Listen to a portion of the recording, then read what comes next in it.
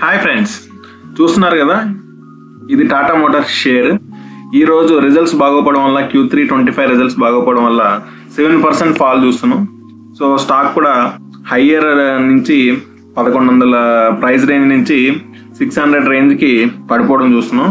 So ఇప్పుడు చాలా మంది అడిగే క్వశ్చన్ ఏంటంటే, ఇప్పుడు ఇందులో ఎంటర్ అవ్వాలా లేదా ఇంకాస్త టైం వేచి చూడడం మంచిదా? ఇప్పుడు దాని గురించి తెలుసుకుందాం.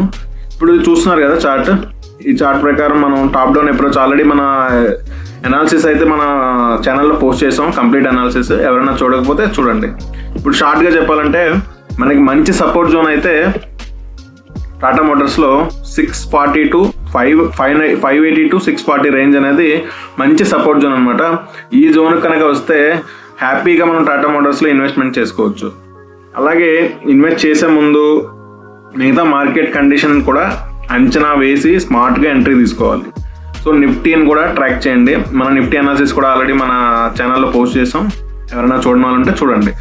ఇలా మార్కెట్ని కూడా అంచనా వేస్తూ స్మార్ట్ ఎంట్రీ తీసుకుంటే టాటా మోటార్స్లో మంచి ప్రాఫిట్ అయితే ఎర్న్ చేసే అవకాశం అయితే ఉంటుంది. Thank you everyone.